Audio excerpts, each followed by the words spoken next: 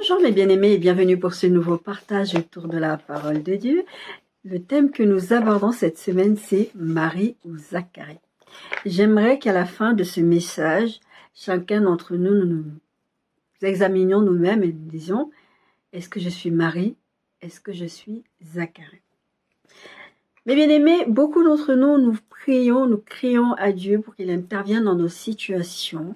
Et en priant, ça peut durer longtemps, ça peut durer quelques jours, ça peut durer beaucoup de mois et des années.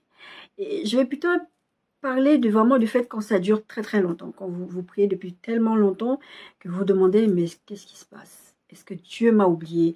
Est-ce que Dieu ne va pas m'exaucer? Est-ce que Dieu a vraiment l'intention de m'exaucer? Parce que beaucoup d'entre nous, vous ne connaissez pas Dieu. Je vous parle très souvent de l'intimité avec le Saint-Esprit. Comment vous établissez cette intimité avec le Saint-Esprit? Comment vous apprenez à connaître Dieu? C'est en lisant la Bible. Quand vous lisez la Bible, quand vous prenez le temps de lire la Bible, de prier, d'être dans la présence de Dieu, et quand vous passez des temps de jeûne aussi, mais c'est vraiment en lisant d'abord premièrement la Bible que vous apprenez à connaître qui est Dieu. Et quand vous connaissez qui est Dieu, vous savez ce que Dieu est capable de faire ou pas. Donc, vous apprenez à connaître son caractère. Vous apprenez à dire, ça c'est Dieu, ça c'est pas Dieu. Ça ressemble à Dieu, mais Dieu ne ferait pas comme ça vraiment. Donc ça c'est plutôt le diable. Donc, ça vous amène à avoir une certaine confiance en lui. La foi en Dieu, la confiance, parce que vous savez que le caractère de Dieu, c'est la fidélité. C'est l'amour.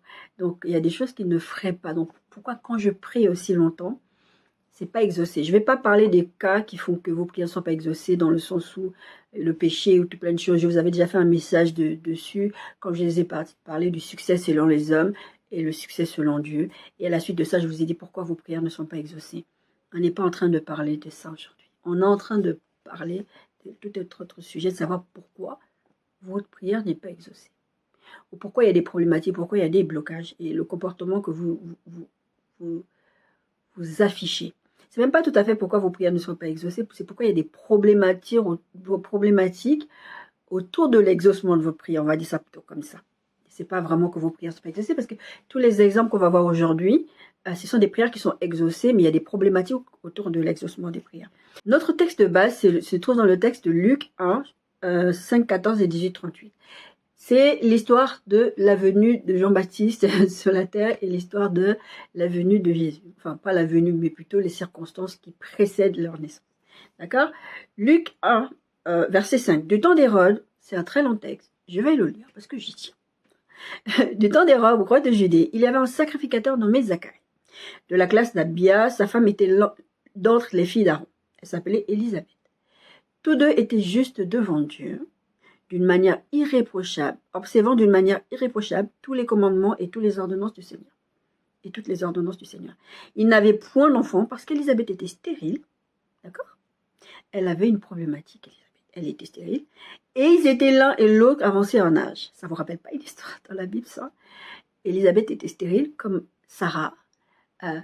Et les deux étaient avancés en âge. Et pourtant, Dieu va intervenir pour eux. D'accord?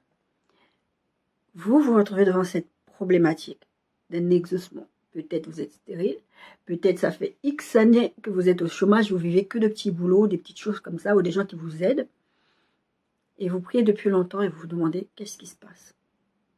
Qu'est-ce qui se passe? Pourquoi la Bible dit qu'il n'y aura point de stérile? J'ai un frère en Christ qui m'a dit ça il y a quelques jours.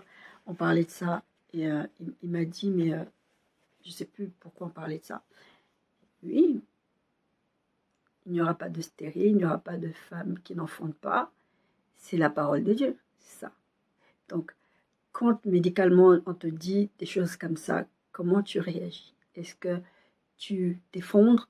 Tu peux t'effondrer, mais ne reste pas dans cet état. C'est comme quand la Bible dit, vous pouvez vous mettre en colère, mais ne dormez pas, enfin, ne péchez pas. D'accord? Vous pouvez entendre quelque chose pleurer 2 minutes, ok, stop. À un moment donné, il faut tout arrêter. Qu'est-ce que Dieu dit? Parce que je suis un enfant de Dieu. Parce que la Bible dit que c'était des gens justes devant Dieu, observant d'une manière irréprochable tous les commandements et toutes les ordonnances du Seigneur. Vous êtes des enfants de Dieu. Vous marchez avec Dieu. Vous vivez avec le Saint-Esprit au quotidien. Qu'est-ce qui se passe?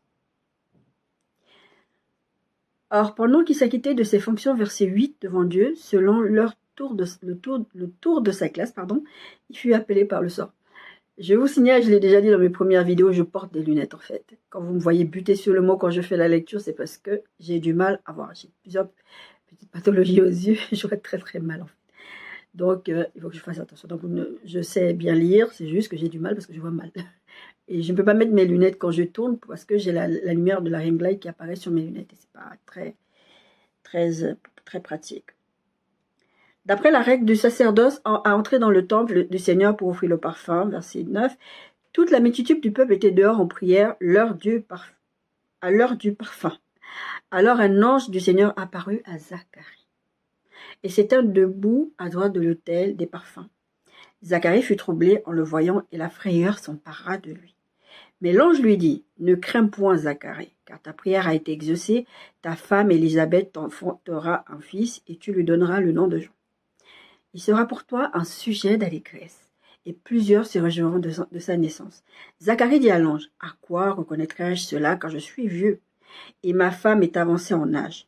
L'ange lui répondit, « Je suis Gabriel, je me tiens devant toi, j'ai été envoyé pour te parler et pour t'annoncer cette bonne nouvelle. Et voici, tu seras muet et tu ne pourras parler jusqu'au jour de ces choses arriveront, parce que tu n'as pas cru à mes paroles, qui s'accompliront en leur temps. » Cependant, le peuple attendait Zacharie, s'étonnant de ce qu'il restait si longtemps dans le temple. Quand il sortit, il ne put parler et ils comprirent qu'il avait eu une vision dans le temple. Il leur faisait des signes et il resta muet. Lorsque ses jours de service furent écoulés, il s'en alla chez lui.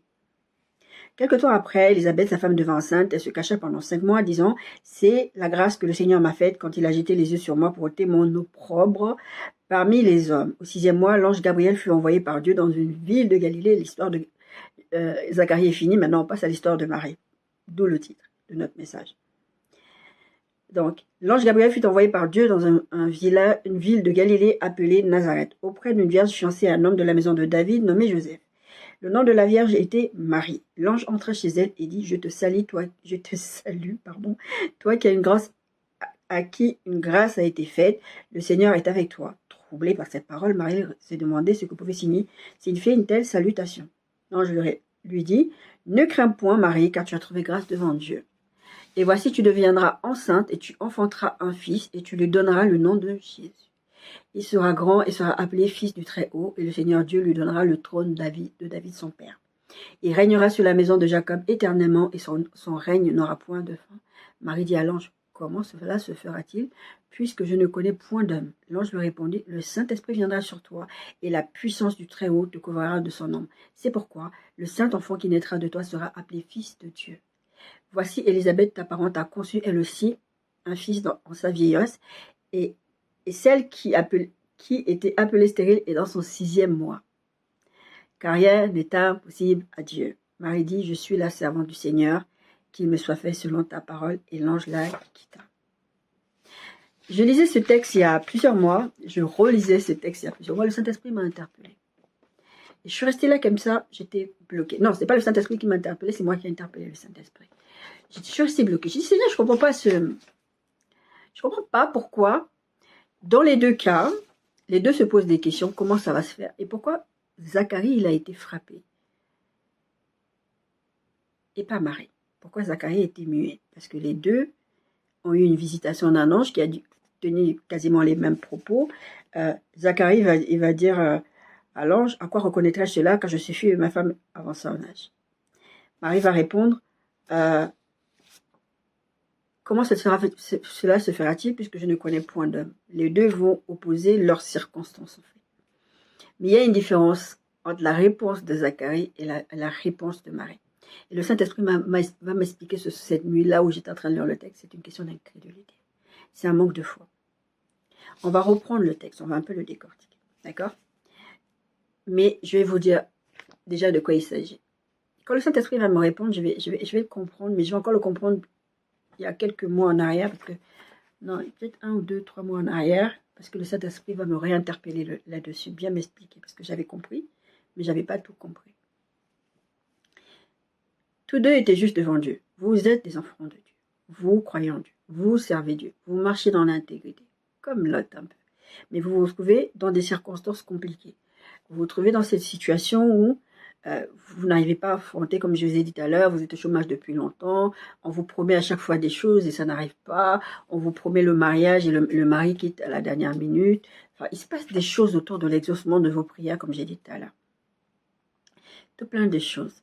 La Bible dit clairement que Élisabeth était stérile et que les deux étaient en avance en âge. Je vous ai fait le parallèle avec Sarai et Abraham. Je parler de Sarah, mais Sarai, parce qu'à l'époque, elle s'appelait Sarai. Et après, Dieu va lui donner le nom de Sarah, que d'Abraham. Mais les circonstances sont les mêmes, stériles. D'accord Vous avez vos circonstances. J'ai donné quelques exemples, vous pouvez mettre ce que vous voulez dedans. D'accord Vous avez vos circonstances.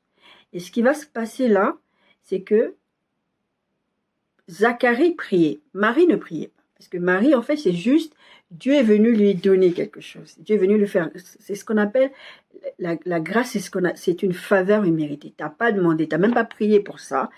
Dieu vient comme ça, il te dit, voilà, je te donne.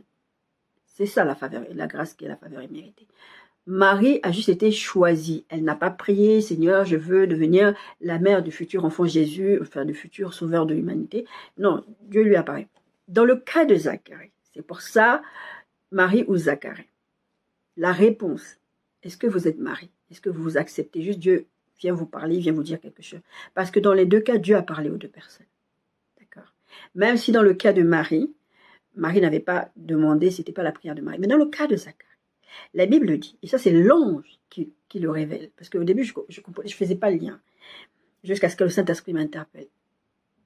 Zacharie priait. Sa femme était stérile. Ils étaient avancés en âge. Zacharie ne s'est jamais arrêté de prier. Ces circonstances étaient là. Ils étaient avancés en âge. Élisabeth était stérile. Zacharie n'arrêtait pas de prier. Depuis longtemps, ils étaient avancés en âge, ça veut dire qu'ils étaient avancés en âge, et ça veut dire qu'ils devaient prier depuis très très longtemps, depuis des années. Et la réponse ne venait pas. Mais ils continuaient de prier.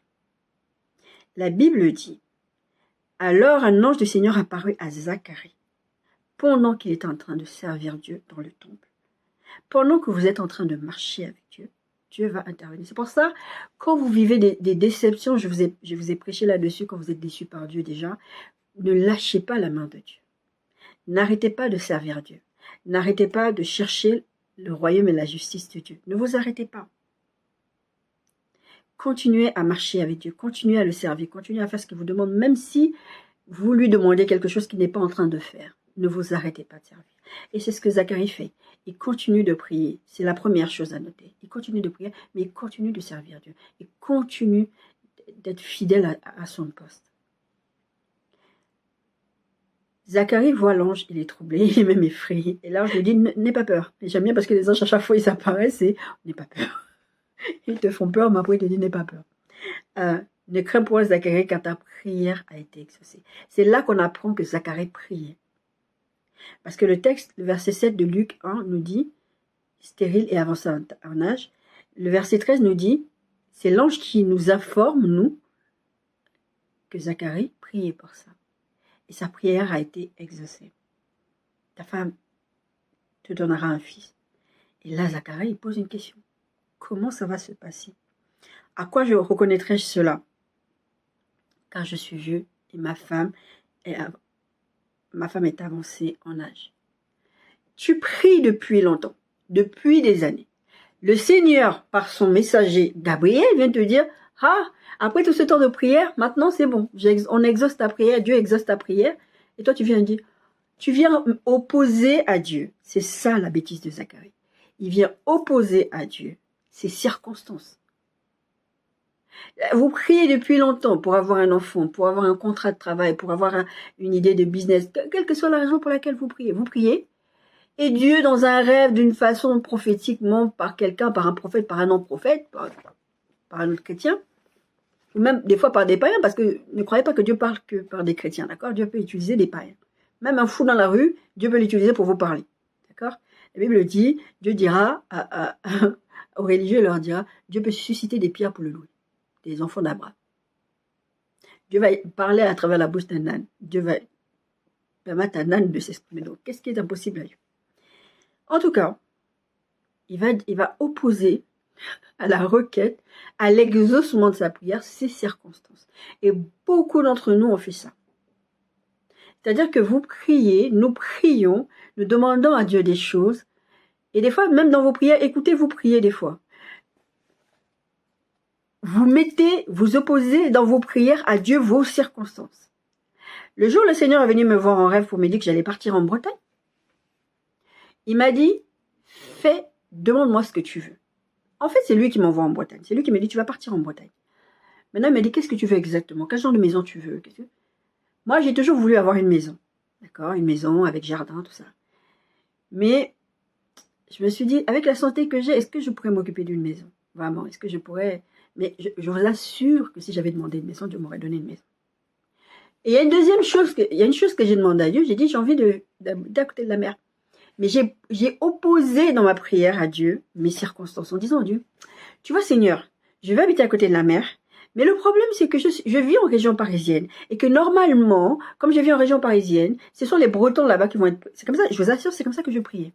Ce sont les Bretons là-bas qui vont être prioritaires et c'est normal parce qu'ils habitent là-bas, donc ils vont pas me favoriser.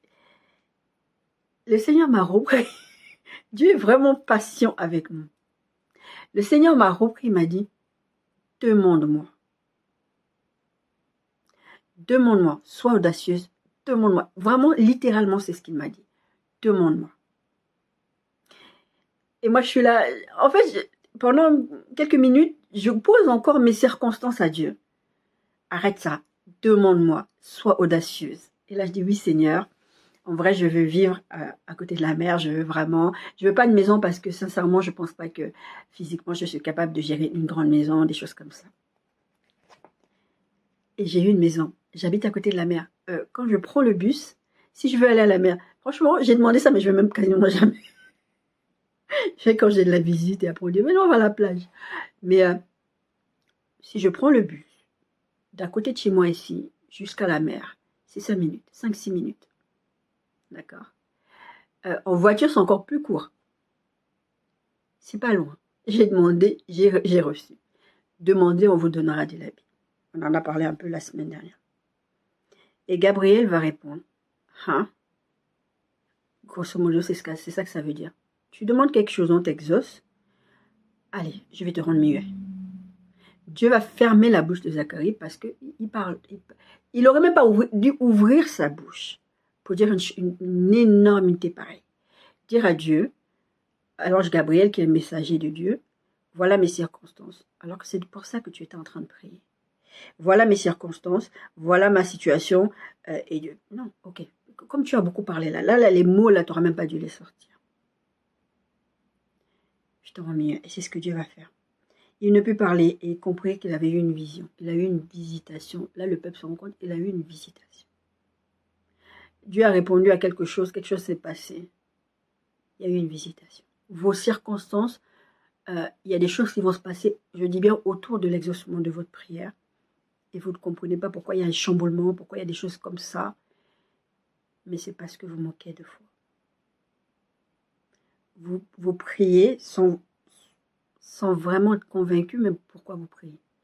Pourquoi Zacharie dit ça? Pourquoi Zacharie oppose ses circonstances à Dieu? Parce qu'il priait sans vraiment s'attendre à ce que Dieu réponde.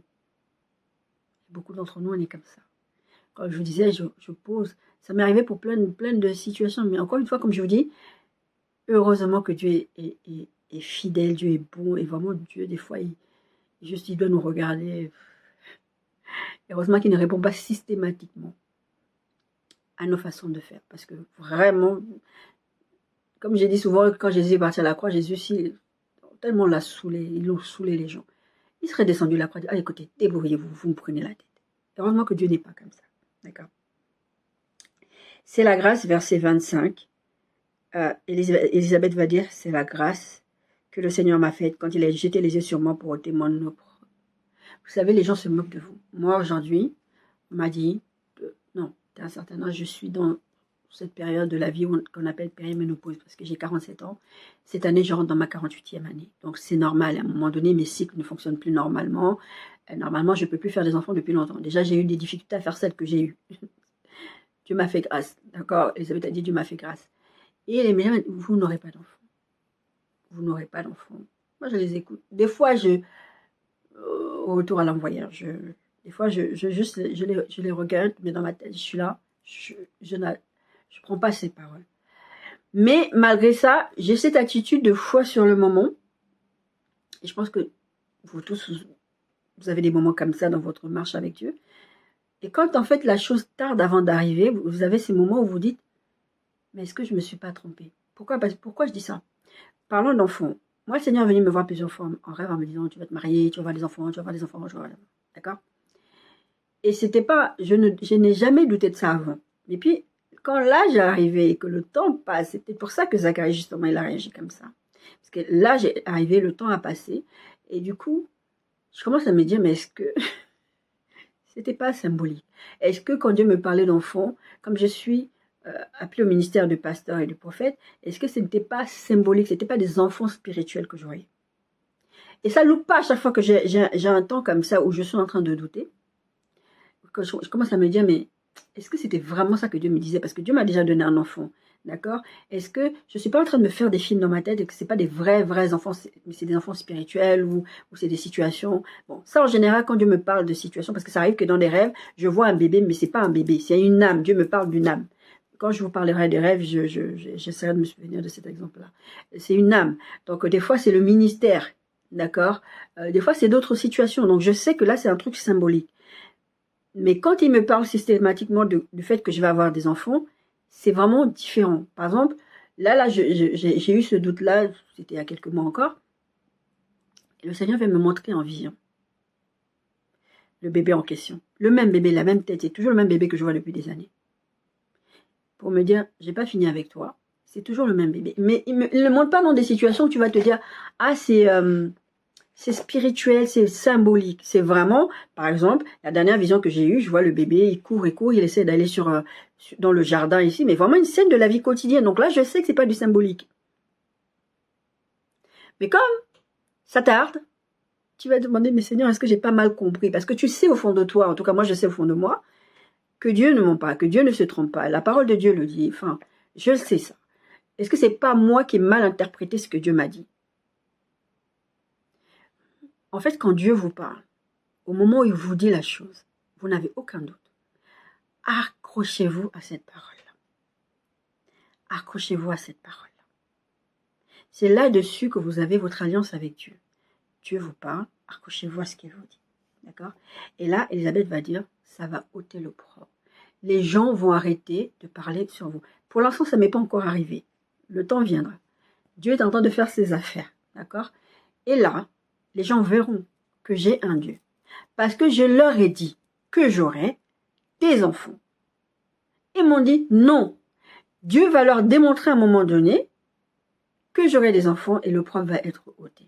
Pour l'instant, t'es folle, c'est dans ta tête. Parce que moi, en plus, le pire avec moi, c'est que quand c'est les choses de Dieu, j'ai dit c'est Dieu. Et des fois, je passe pour folle. Mais c'est pas grave. Et pareil pour Marie. Marie va arriver, comme j'ai dit tout à l'heure, je vous ai expliqué la situation avec Marie. Dieu a parlé, ok. Comment ça va se faire? Parce que quand même, je suis vierge. Sa question est légitime. Sa question est légitime.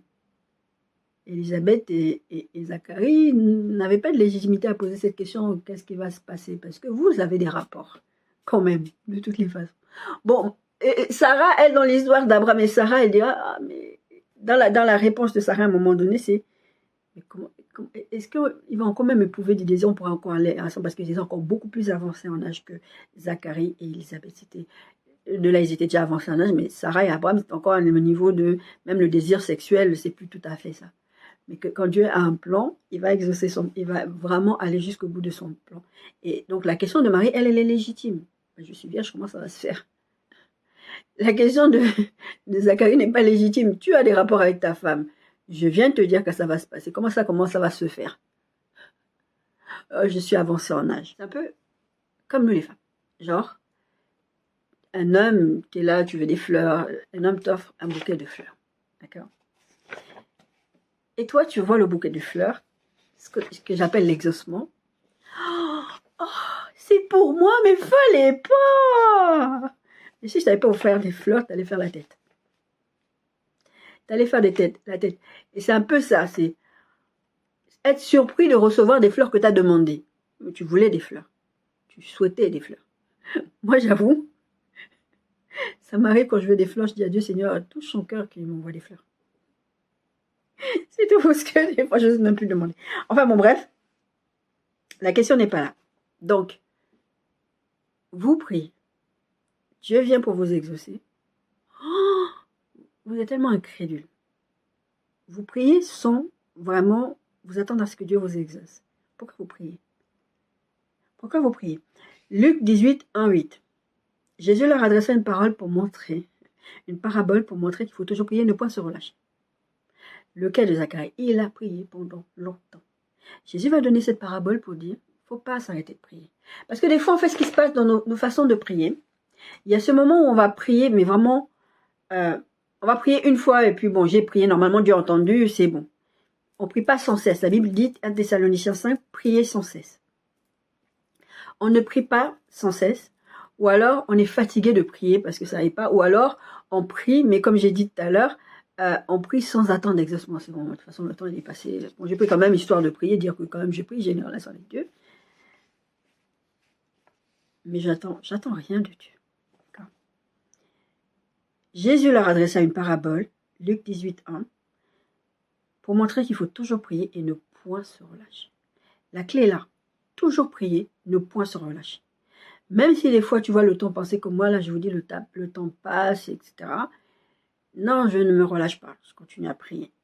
Je continue à demander à Dieu. Puis il y a des moments où je peux me relâcher, mais je reviens parce que... Enfin, je réalise dans ma vie aussi que Dieu ne s'est jamais relâché avec moi. Dieu ne m'a jamais abandonné et Dieu ne m'a jamais menti. C'est pas aujourd'hui qu'il va commencer à mentir, c'est pas avec moi qu'il va commencer à mentir.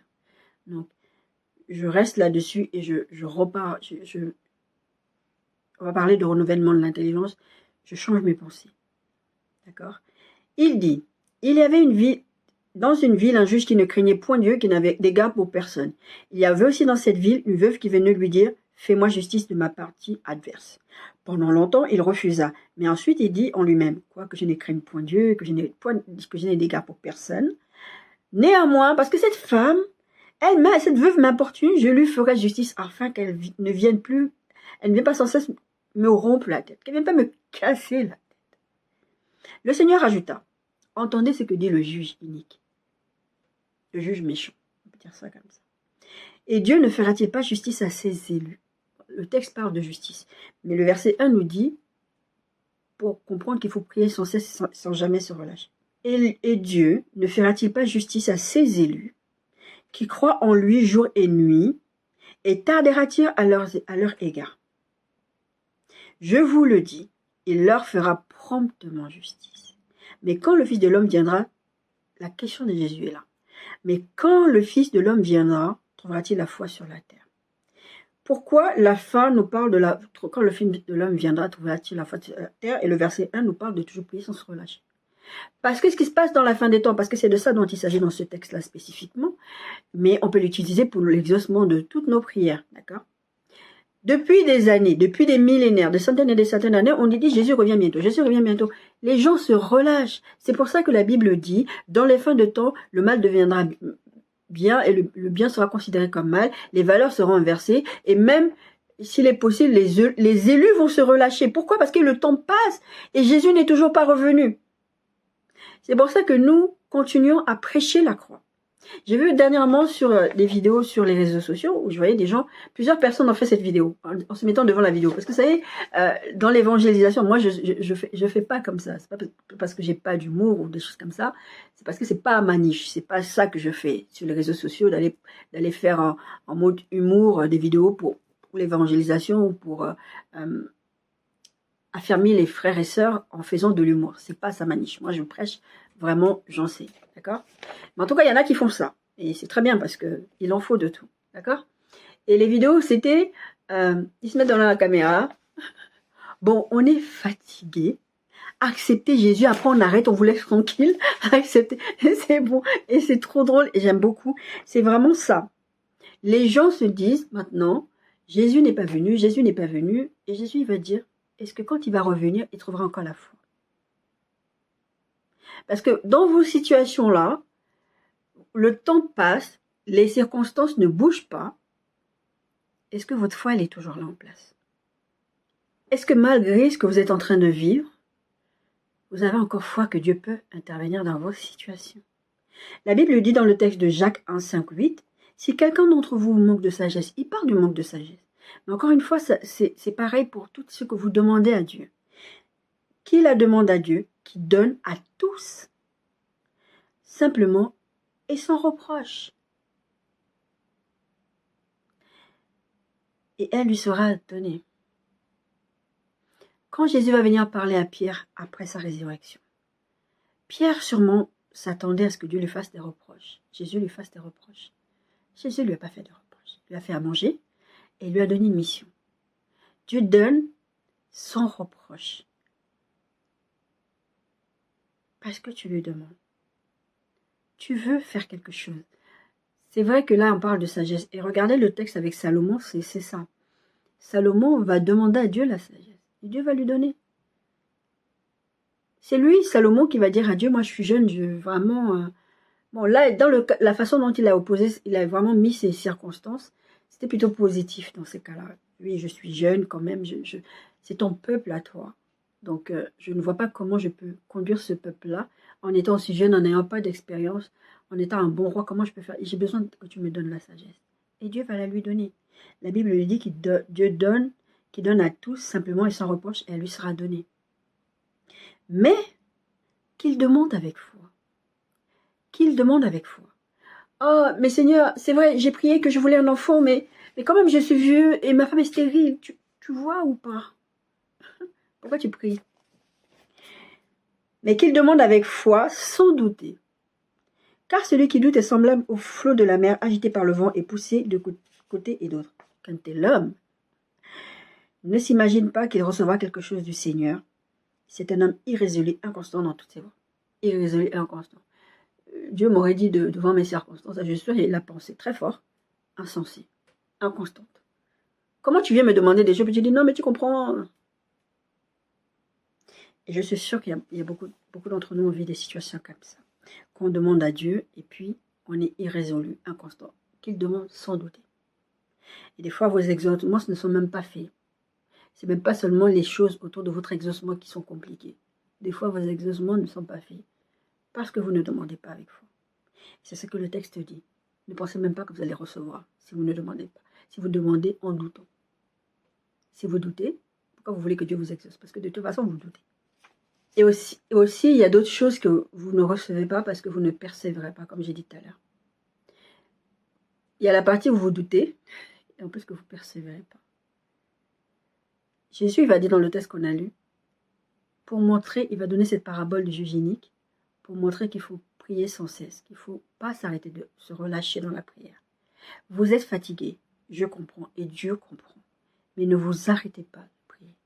Ne vous relâchez pas, c'est ce que le texte disait, et demandez avec foi. Parce que si vous ne croyez pas à l'exaucement, pourquoi vous voulez que Dieu vous exauce? Pourquoi que vous voulez que Dieu prenne la peine et vous regarde et vous dit, quand tu vas finir tes bêtises ou quand tu vas finir de douter de moi, d'abord pour qui tu me prends? C'est ça qui a fâché Dieu dans le désert. Pour qui vous me prenez? C'est moi qui vous ai sorti d'Égypte. Je vous ai amené dans le désert. J'ai prévu la provision. J'ai prévu que j'allais vous donner à manger, que j'allais vous donner à boire. Et vous avez là, c'est ça aussi l'incrédulité. Oh, comment on va manger? On n'a plus à manger, comment on va boire? Dieu n'est pas irresponsable. Demandez et on vous donnera. Demandez-lui. Parce que Moïse allait aller demander à Dieu, parce que quand Moïse, quand le peuple là, se plaignait, Moïse allait parler avec Dieu, il allait demander à Dieu, et Dieu exauçait, mais Dieu il dira, mais c'était prévu au programme. Mais demandez quand même, c'est ce que la Bible dit dans le texte qu'on verra plus tard, faites connaître vos besoins à Dieu. Qu'est-ce qu'Hébreu, le texte hébreu nous dit? Hébreu 11 nous parle de la foi, nous parle des patriarches dans la foi. D'accord? Il y a beaucoup de ces choses-là, mais je vais prendre quelques versets pour parler de la foi. Hébreu 11, 1 et 2, versets 6 à 10. Or, la foi est une ferme assurance, c'est-à-dire que tu crois, que tu crois, que tu crois. Je ne cherche pas à comprendre. Moi, quand le Seigneur me dit, lève-toi, va en Bretagne, je n'ai pas cherché à comprendre que c'était Dieu qui avait parlé, que Dieu avait dit, je ne sais pas comment tu vas faire, je m'en fiche, c'est ton problème. Ce qui est bizarre, c'est ce que je me dis des fois, je me dis, pourquoi il y a des situations où quand Dieu parle comme ça, je fais, et je pense que nous tous nous passons par là, je ne cherche pas à réfléchir, Dieu a parlé, c'est bon, c'est ça. Et pourquoi il y a des situations, bon là, c'est parce que je pense que tout simplement c'est le temps. Le temps vous use. D'accord? Et le diable, après, vient de dire, mais tu crois que vraiment Dieu est avec toi, et voilà. Et il y a une différence entre savoir que Dieu peut faire et avoir foi en Dieu. Là, dans le cas de Zacharie, il priait parce qu'il savait que Dieu peut faire. Dieu pouvait intervenir dans sa situation, c'est pour ça qu'il priait. Vous priez parce que vous savez intellectuellement que Dieu peut faire. Mais il y a une différence entre le fait de savoir et de croire et avoir foi en Dieu. Croire que Dieu peut faire. C'est ça le texte Hébreu 11. Or, la foi est une ferme assurance des choses qu'on espère. Tu espères avoir un enfant. Tu espères sortir du chômage et des petits boulots. Tu espères avoir une maison comme dans mon cas. Tu espères voyager. Tu espères toutes ces choses. La foi est une ferme assurance des choses qu'on espère. Et une démonstration de celles qu'on ne voit pas. Dieu agit dans l'invisible. C'est pas encore visible. C'est pour ça que vous mettez toutes ces années à prier. Mais ça va venir. Dieu va vous démontrer que votre foi a appelé une réponse de sa part. Et Dieu répond à la foi. Dieu ne répond pas aux plaintes. Dieu ne répond pas à l'incrédulité. Encore qu'il est Dieu. Il peut répondre des fois. Ça arrive que Dieu exauce même dans l'incrédulité. Pour vous prouver que, parce que vous êtes ses enfants. Parce qu'il sait que des fois vous êtes des bébés. Des fois vous êtes perturbés. Mais ne comptez pas dessus. Ayez foi en Dieu. D'accord? Pour l'avoir possédé, verset 2, Hébreu 11, les anciens ont obtenu un témoignage favorable. Et le verset 6 dit ceci. Or, sans la foi, il est impossible de lui être agréable. Dieu réagit à la foi. Vous allez agacer Dieu quand vous n'allez pas croire en ce que Dieu est capable de faire pour vous. C'est-à-dire vous allez limiter Dieu. Vous allez dire non, ça quand même c'est trop dur. Moi, je suis stérile. Je suis avancé en âge. Quand même, c'est compliqué. Ézéchiel, est-ce que tu penses que je peux ressusciter ces ossements? Humainement. C'est quand même des ossements desséchés. On va pas se mentir, tu vas faire ça comment?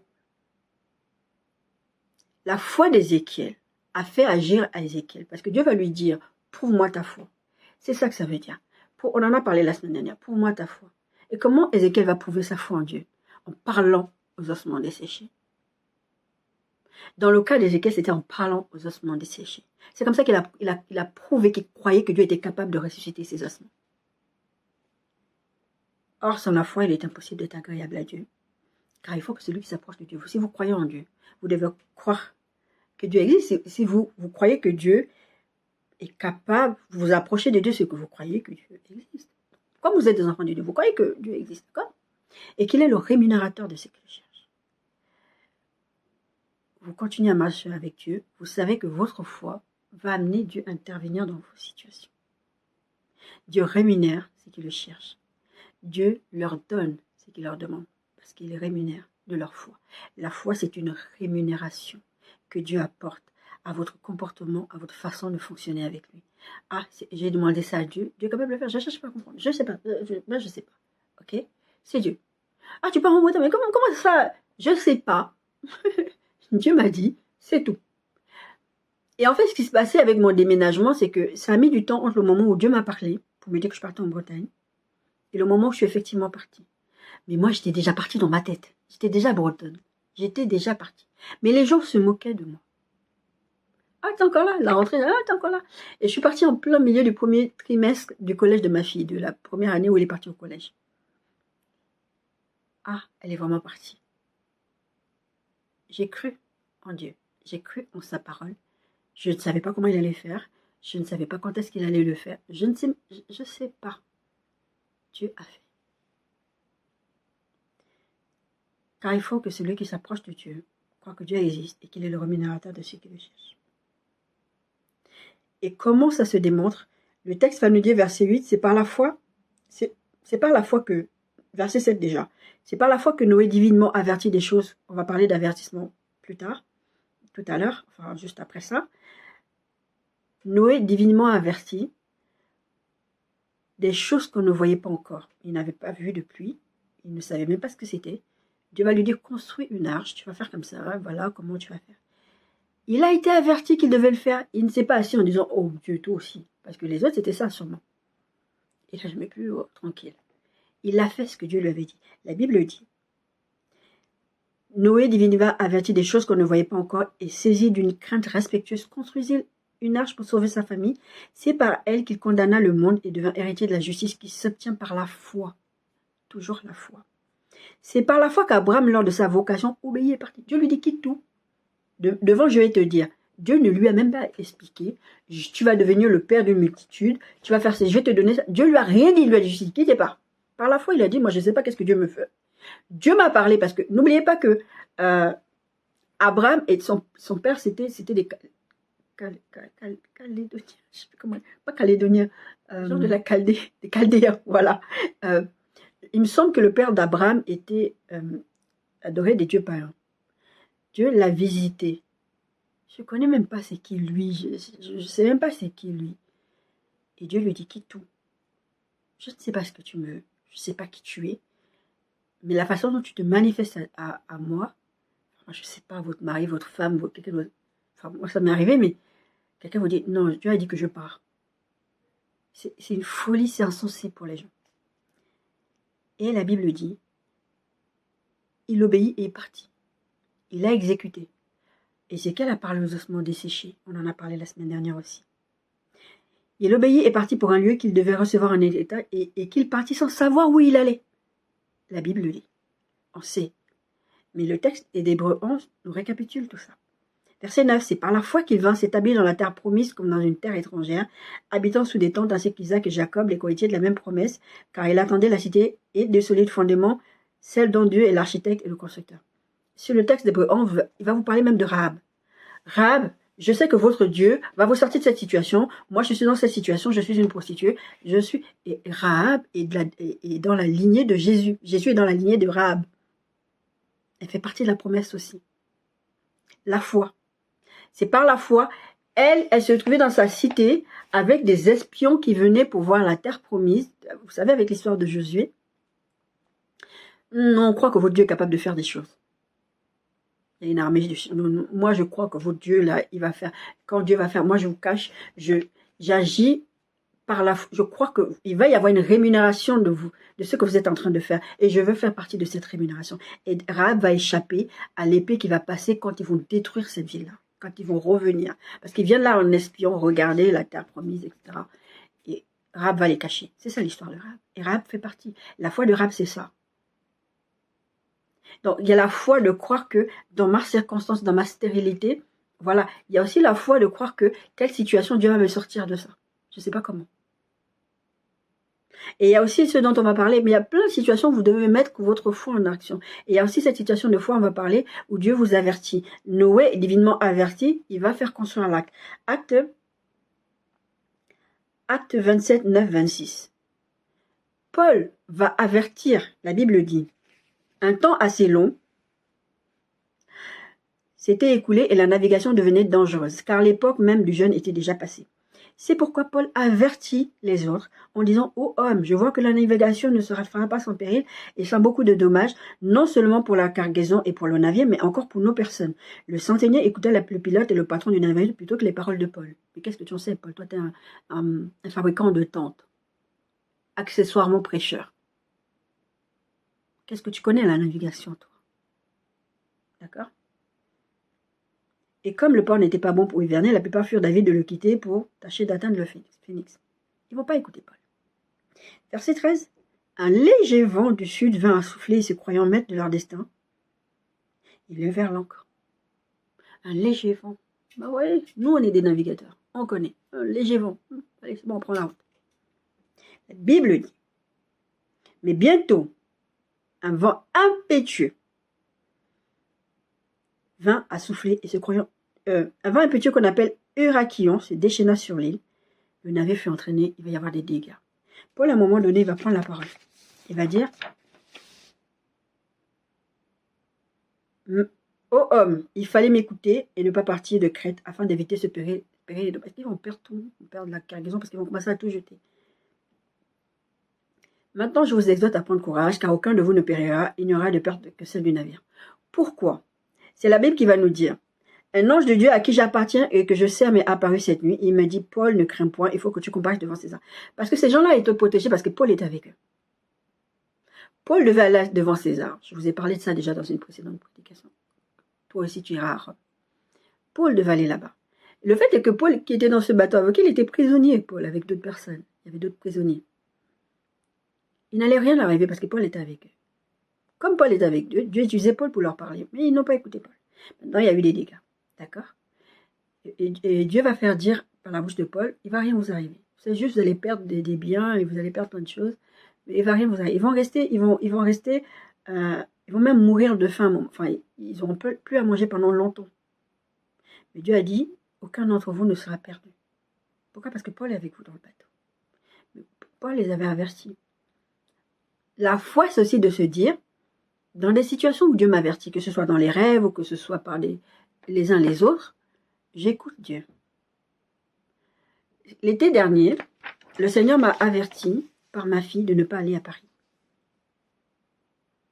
Le Seigneur m'a averti. Elle est venue plusieurs semaines avant qu'on, si ce n'est même plusieurs mois avant qu'on parte à Paris. J'avais vraiment une forte envie parce que j'étais pas bien.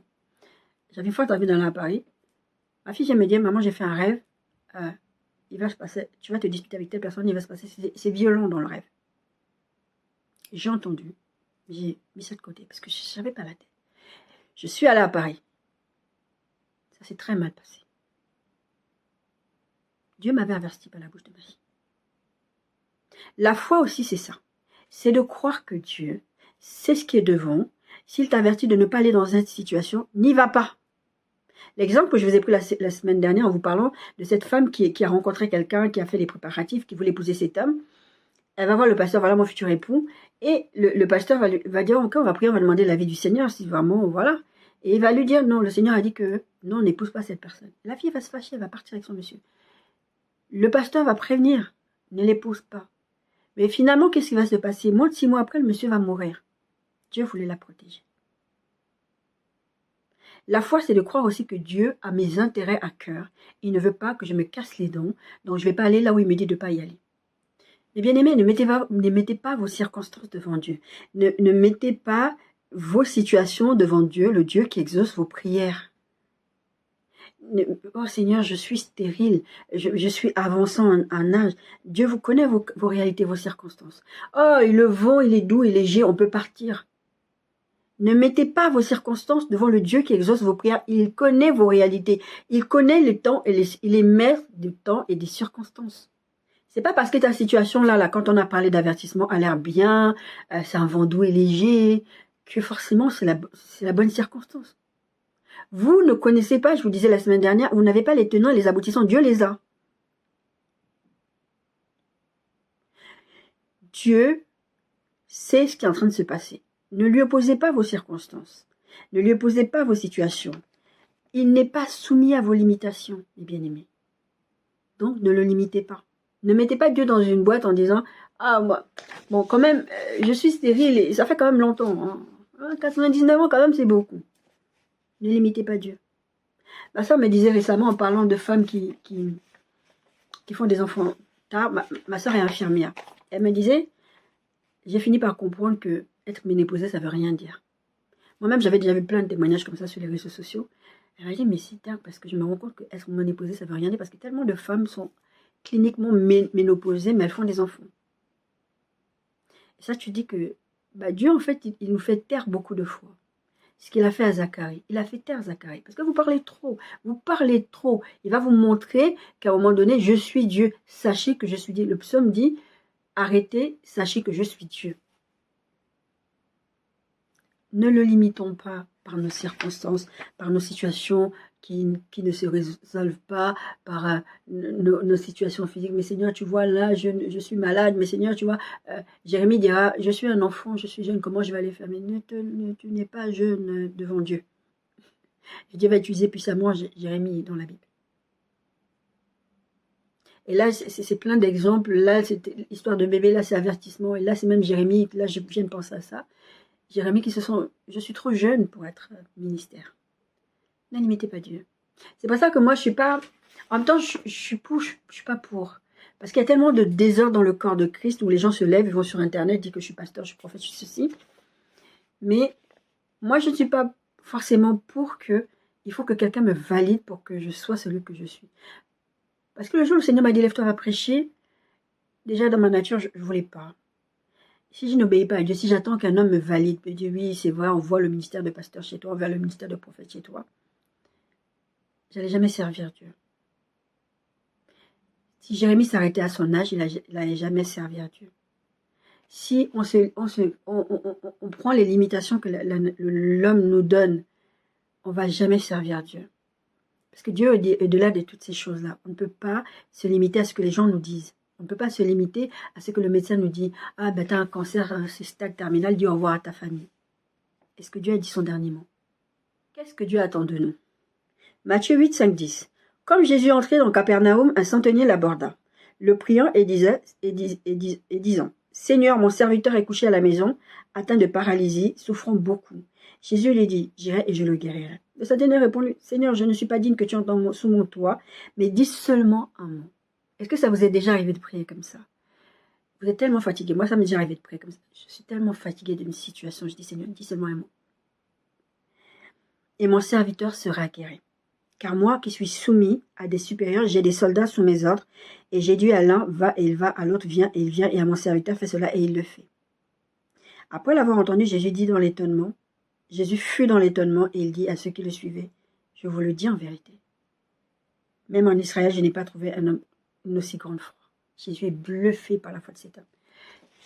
Il va voir Jésus, guéris mon serviteur. J'ai dit, ok, je vais aller là où ton serviteur. Il dit, t'as pas besoin.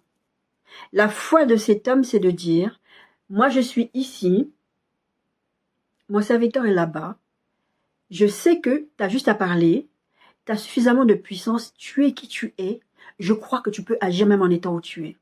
Le pasteur Atam Soumoma donnait ses témoignages une fois dans une de ses prédications, il disait, il est parti faire le ministère à l'étranger, et sa femme l'appelle pour lui dire qu'il y a un des qui est vraiment très très malade. Et lui, il est là, il commence à essayer de voir comment il peut rentrer, il va rater. Et puis, à un moment donné, il prie. Et le Seigneur vient lui parler, il dit, tu crois que je ne suis pas capable de guérir ton enfant? Toi, tu restes ici à faire le ministère et je guéris ton enfant là-bas. Dieu n'est pas limité, ni par le temps, ni par les circonstances, ni par l'espace. D'accord? Votre foi va déterminer l'exaucement de votre prière. Je vous ai pris tout plein d'exemples. Là, on parle de guérison. Tu n'as pas besoin, ce centenier va dire, tu n'as pas besoin de venir là, personnellement. Dieu est esprit. Dieu est le Dieu des esprits. D'accord? Dieu n'a pas besoin que il faut venir construire un temple. Dieu va dire à David, j'ai pas besoin de temple. Mais bon, mais Dieu ne vit pas dans des temples faits de mains d'hommes. D'autant plus aujourd'hui, le Saint-Esprit habite en nous. Dieu habite en nous. Le Saint-Esprit est Dieu. Dieu habite en nous. Vous devez apprendre à faire confiance à Dieu, à croire que Dieu est capable de gérer des situations qui sont limitées pour vous et qui ne sont pas limitées pour lui. On a parlé d'avertissement, on a parlé de guérison, on a parlé de dons, de toutes ces choses que Dieu veut faire pour vous, vous avertir, vous donner. Soyons comme ce centenier romain. Jésus va être dans l'étonnement. Est-ce que ça vous est déjà arrivé, que vous avez l'impression dans votre situation, que Jésus est dans l'étonnement? Waouh, quelle foi! Waouh, quelle foi! Seigneur, je ne sais pas comment tu vas faire, mais tu vas faire. Matthieu 6, 7, 10. En priant, ne multipliez pas de vaines paroles, comme les païens qui s'imaginent qu'à force de paroles, ils seront exaucés. Vous savez, il y a des fois aussi, vous priez beaucoup, vous dites beaucoup de choses, comme pour convaincre Dieu. J'ai un message qui vient là-dessus, parce que le Seigneur m'en a parlé il y a quelques semaines. En tout cas, il n'y a pas longtemps. Comme pour convaincre Dieu. Vous voulez convaincre Dieu, tu vois, Seigneur, tu vois, moi. Ézéchiel va faire ça à Dieu. Ézéchiel va venir dire à Dieu, tu vois, Seigneur, parce que Ésaïe va aller donner un message à Ézéchiel. Dieu a dit, mets tes choses en ordre, tu vas mourir. Ézéchiel va dire, ah, Seigneur, tu vois, je t'ai servi. Il va donner toutes ces circonstances. C'est exactement le même principe. Opposez vos circonstances à Dieu. Et là, c'est vraiment des vaines paroles. Si tu vois, je t'ai servi pour l'amour, du fait que je t'ai servi, rajoute-moi du temps. Dieu va dire, mais oui, je vais t'exaucer, mais pas parce que tu as fait quelque chose. Des fois, on réagit comme ça, on multiplie les vaines paroles, on essaie de convaincre Dieu de nous exaucer. Bon, Seigneur, tu vois, je vais aller en Bretagne, mais tu vois, la mer, ça, c'est pas prier avec foi. D'accord? En priant, ne multipliez pas de vaines paroles, comme les païens qui s'imaginent qu'à force de paroles, ils seront exaucés. Ne leur ressemblez pas, car votre Père sait de quoi vous avez besoin avant que vous lui demandiez. Dieu sait. C'est pas parce que Dieu sait qu'il ne veut pas vous parler, puisque Jésus nous dit, et la Bible nous dit, vous devez demander. Demander. Priez sans cesse. D'accord? Priez avec foi et vraiment longtemps. Priez le temps qu'il faut. D'accord? Et la Bible dit, votre Père sait quand même de quoi vous avez besoin, mais il veut quand même que vous veniez lui dire. S'il arrive quelque chose à mon enfant, c'est pas parce que je sais la plupart du temps. Hier, je disais au père de ma fille, je disais, je sais plus de quoi on parlait, et je lui dis, à un moment donné, je lui dis, mais je sais, en fait. Cette situation-là, je sais. Mais je vais quand même te poser la question, parce que je veux t'entendre me dire la chose. Mais je sais, je suis au courant. D'accord? C'est pas parce que Dieu sait que Dieu ne veut pas vous parler. Puis des fois, en parlant avec Dieu, vous faites une espèce de thérapie. Vous vous rendez compte des choses que vous ne réalisiez pas en ne parlant pas. Et c'est important de parler. D'accord?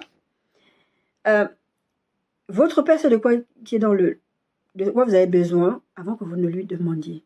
Mais demandez. D'accord? Ne vous dites pas, oh, mais de toute façon, parce que des fois vous priez comme ça. Je suis sûre, il y en a parmi vous qui priez comme ça. Oh, de toute façon, Dieu sait de quoi j'ai besoin, c'est pas la peine. Non, Seigneur, tu sais. Non, non. Voici comment vous devez prier. Notre Père, qui est aux cieux, que ton nom soit saint. Notre Père, c'est votre Père. Vous, dans votre prière, quand vous commencez par notre Père, c'est la prière quand les disciples lui demandaient comment on va prier. C'est vraiment déjà de reconnaître que Dieu est votre Père. Puisque votre Père sait de quoi vous avez besoin, votre Père sait que je ne vais pas laisser mon enfant dans une situation compliquée, votre Père va vous répondre. D'accord? Et le texte qui est important aussi, c'est que ton règne vienne, que ta volonté soit faite dans le ciel comme sur la terre. Ou plutôt l'inverse, sur la terre comme au ciel. Il y a des choses que Dieu a déjà décidées dans le ciel, qu'il veut vous donner, qu'il veut faire pour vous. Il attend simplement que vous aligniez votre pensée à sa volonté et que vous la rameniez sur la terre. Il y a déjà une volonté de Dieu. La volonté de Dieu, c'est de vous guérir. D'accord? Dieu n'est pas un père irresponsable, comme je vous l'ai dit. La volonté de Dieu, c'est que vous ayez des bonnes conditions pour vivre, des bonnes conditions d'hébergement, que vous ayez des enfants, il y a des choses, en fait, vous ne devez même pas vous dire dans votre tête, ah, Dieu ne veut pas. Par exemple, bon, j'ai pas d'exemple là maintenant, mais en tout cas, il y a des situations où des fois vous dites, non, mais peut-être que c'est Dieu qui ne veut pas. Le texte de Jacques nous dira qu'un tel homme ne pense même pas être exaucé. Vous ne devez pas douter. Vous devez ramener la volonté de Dieu qui est dans le ciel sur la terre. Il faut que les deux volontés s'alignent. Si dans le ciel, Dieu il est là, il a tout, c'est comme si j'ai tout un bagage comme ça avec plein de cadeaux pour toi, j'ai envie de te le donner, mais tu n'ouvres pas la porte pour que je toque à ta porte pour te ramener les cadeaux. Et tu n'ouvres pas la porte. Jésus dira en parlant dans le texte de l'Apocalypse, je toque à la porte, ouvrez-la pour que je rentre et je soupe avec vous. Mais Dieu va se forcer. Je vais vous parler par rapport à l'histoire, il y a une semaine, 2 semaines, quand je vous parlais des noces de Cana. Je vous disais, pour que Jésus exauce cette histoire de vin, qu'il fasse venir le vin, il fallait que Jésus soit invité aux noces. Il faut ouvrir la porte. Quand Jésus toque à la porte, il faut ouvrir la porte pour qu'il vienne te ramener ce qu'il a l'intention de faire. Mais si tu ne le fais pas, comment tu veux que Dieu fasse? Il ne va pas te forcer. Parce que je vous dis très souvent, le Saint-Esprit est un gentleman, mais Dieu, pareil. Dieu ne va pas vous forcer. Le texte qu'on a lu la semaine dernière, choisis la vie. C'est un choix. Tu dois choisir. Il y a des bénédictions que vous n'avez pas parce que vous choisissez de ne pas les avoir. Je suis désolée de vous dire ça comme ça, mais c'est ça. Vous choisissez de ne pas croire en celui qui exauce les prières ou vous le limitez, vous le mettez dans une boîte. Non, ça par contre Dieu peut faire. Ça par contre Dieu ne peut pas faire parce que non, quand même ça c'est trop compliqué. Tu vois, je suis avancée en âge. Et je suis stérile. Et vous vous demandez, et vous vous posez des questions, et vous faites des choses folles. Mais la volonté de Dieu sur la terre, c'est de se référer au texte de Jérémie 29 qui dit qu'il connaît les projets qu'il a pour vous. C'est aligner la volonté de Dieu, c'est ça. Je sais que j'ai ces projets-là pour vous donner de l'avenir. La suite du texte, moi j'entends pas souvent la suite de ce texte-là. J'entends souvent Jérémie 29, 11, quand je connais les projets que j'ai formés sur vous, dit l'Éternel, projets de paix et non de malheur. Et souvent les gens s'arrêtent là. Mais la suite du verset, c'est pour vous donner de l'avenir et de l'espérance. On a parlé du texte d'Hébreux 11 qui parle de la foi, des choses qu'on espère, une démonstration de celles qu'on ne voit pas. Dieu veut que votre foi vous donne de l'espoir. Le fait de vous attendre à Dieu doit vous donner de l'espérance. Parce que Dieu, il a prévu ça. Sa volonté dans le ciel, c'est que vous soyez guéris, que vous vous mariez. Bon, ok, les autres sont mariés, vous avez 50 ans, vous n'êtes pas mariés. Et alors? Il y a une volonté de Dieu. Est-ce que vous avez prié sans cesse? Si ce n'est pas ça, on verra le texte. Attendez.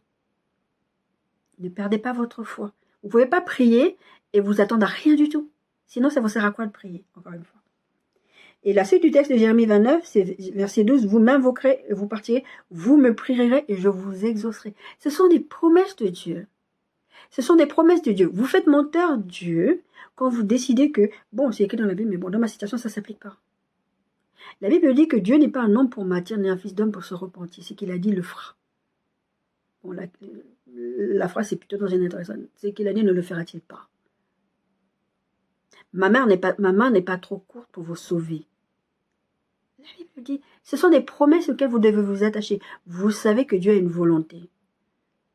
En fait, le but, c'est d'amener la volonté de Dieu à votre niveau. Parce que Dieu n'exauce pas toutes les prières, d'accord? Dieu exauce les prières qui sont alignées à sa volonté. C'est pourquoi vous devez chercher, premièrement, le royaume de Dieu. D'accord? Premièrement, à chercher à Dieu, à plaire à Dieu. Et croire que Dieu peut faire. Vous me chercherez et vous me trouverez si vous me cherchez de tout votre cœur. Le texte dit de tout votre cœur. C'est ce qu'on a vu depuis le début. C'est en fait, la foi, c'est de croire, mais croire de tout son cœur. C'est de croire que, ok, la situation est invisible, je n'ai pas de résultat là, je ne sais pas comment c'est possible, stérilité, âge avancé, toutes ces choses, toutes ces circonstances. Oh, la pluie n'est jamais tombée sur la terre. Ok, mais Dieu a dit que je construis l'arche, je le fais. Je ne cherche pas à comprendre, je le fais. Et pour ça, il faut passer par le renouvellement de l'intelligence. Le renouvellement de l'intelligence, c'est aligner sa pensée à la pensée de Dieu. C'est ce dont je vous ai déjà prêché une fois, spécifiquement là-dessus. Aligner sa pensée à la pensée de Dieu afin de vivre les projets que Dieu a prévus. C'est ça, en fait, s'aligner à la volonté de Dieu, s'aligner au fait de se dire que, bon, la volonté de Dieu est laquelle dans cette situation. Romains 12:2, ne vous conformez pas au siècle présent, mais soyez transformés par le renouvellement de l'intelligence, afin que vous discerniez la volonté de Dieu. Vous devez renouveler votre intelligence. Est-ce que Dieu veut que je sois guérie? Est-ce que Dieu veut que je me marie? Ben oui. Alors il faut que je le croie de tout mon cœur. Parce que c'est la volonté de Dieu. Que je crois ça. Et c'est la volonté de Dieu qui exauce mes prières. Dieu a déjà fait sa part. C'est accompli. Dieu a parlé. Dieu a agi. La guérison a déjà été acquise à la croix. Quand Jésus a dit tout est accompli, c'était ça. C'est déjà acquis. On parle de guérison. Je ne parle pas que de guérison. J'ai parlé de plusieurs choses dans ce message. C'est déjà acquis à la croix. Tout est déjà accompli. C'est à vous de saisir. Et comment vous faites pour saisir? Par la foi. Vous devez croire que Dieu est capable de le faire. Croire que Seigneur, ok, je ne comprends pas, je ne vois pas, parce qu'on a parlé dans le texte d'Hébreux 11, démonstration des choses qu'on ne voit pas. Je ne vois pas, c'est pas visible, je ne vois pas, mais je crois. Le monsieur avec son fils démoniaque, il dira, Seigneur, viens au secours de mon incrédulité. Ésaïe 55, 10, 11. Comme la pluie et la neige descendant des cieux ne retournent pas sans avoir arrosé, fécondé la terre et fait germer les plantes, sans avoir donné de la semence aux semeurs et du pain à celui qui mange. Ainsi en est-il de ma parole qui sort de ma bouche. Elle ne retourne point à moi sans effet, sans avoir exécuté ma volonté, à accomplir mes desseins. Volonté de Dieu dans le ciel. Dieu a parlé. Ça va s'accomplir. Mais vous devez le croire. Mais vous devez le croire. Ésaïe 46, 10. J'annonce dès le commencement, ça rejoint le texte d'Ésaïe 55, ce qui doit arriver. Et longtemps d'avance ce qui n'est pas encore accompli. Je vous dis, le Seigneur m'a parlé depuis longtemps. L'histoire de la beauté m'a dit depuis longtemps. Il y a beaucoup de choses dans ma vie que je vis même dans la vie de personnes qui sont autour de moi. Que le Seigneur me dit en avance. Il y a des choses dans les informations que j'ai depuis longtemps qui ne sont même pas encore arrivées. Imaginez Ésaïe, une femme vierge, elle enfantera, et Ésaïe va mourir. D'ailleurs, dans le texte d'Hébreux 11, on va parler de ces patriarches de la foi qui vont croire sans avoir vu, même, s'accomplir dans leur vie. Je dis, mes arrêts subsisteront et j'exaucerai toute ma volonté. C'est ce que Dieu dit dans vos situations. Mes arrêts subsisteront et j'exécuterai toute ma volonté. Mais est-ce que tu y crois? Est-ce que tu es Zacharie ou est-ce que tu es Marie? Est-ce que quand Dieu te dit quelque chose, quand Dieu te promet quelque chose, tu crois que Dieu peut faire ça? Est-ce que tu y crois de tout ton cœur? Est-ce que tu tu persévères dans la prière, où tu te dis, ouais, je prie, mais bon, ça ne s'applique pas pour moi. Et tu opposes à Dieu tes circonstances, tu opposes à Dieu ta situation. Ou est-ce que Dieu t'avertit, tu dis, wow, il ne va rien se passer. Vous savez, comme les gens qui prennent le... Non, mais c'est des fois, vous voyez sur les réseaux sociaux, ouais, mais bon, ça, c'est bon, arrêtez de nous saouler. Oui, mais c'est pareil. Dans l'ancien temps, oui, mais dans l'ancien temps, c'est pas pourtant que vous allez prendre des risques. Dieu vous avertit de quelque chose, ne le mettez pas de côté en disant, oh, ça n'est jamais arrivé, ça ne va pas m'arriver. L'arche, le vent doux et léger qui n'est pas encore tombé. Et après, il y a un vent impétueux qui s'appelle le Rakion qui va venir tout dévaster. Parce que vous n'avez pas écouté l'avertissement de Dieu. Et je vous disais tout à l'heure, la foi, c'est de croire quand Dieu vous avertit de quelque chose. Pour ne pas avoir des problèmes. Il y a des situations, j'ai eu des problèmes parce que je n'ai pas écouté l'avertissement de Dieu. Et souvent, ces situations-là, c'est quand Dieu a utilisé ma fille, elle a fait un rêve, elle est venue me dire, maman, j'ai rêvé de ça. Habakkuk 2:3. On connaît tous ce verset. C'est notre verset de conclusion. Car c'est une prophétie dont le temps est déjà fixé. Elle marche vers son terme et elle ne mentira pas. Si elle tarde, attends-la. Car elle s'accomplira et elle s'accomplira certainement. Demandez, on vous donnera, mais attendez le temps qu'il faut. Jésus va dire, priez, priez, priez, priez. 1 Thessaloniciens 5, je vous ai dit tout à l'heure, priez sans cesse. Ne vous arrêtez pas. Attendez, Dieu va faire. Votre foi ne doit pas être basée sur vos circonstances, sur vos situations compliquées, mais sur ce que Dieu dit de vous et de vos situations. Soyez bénis.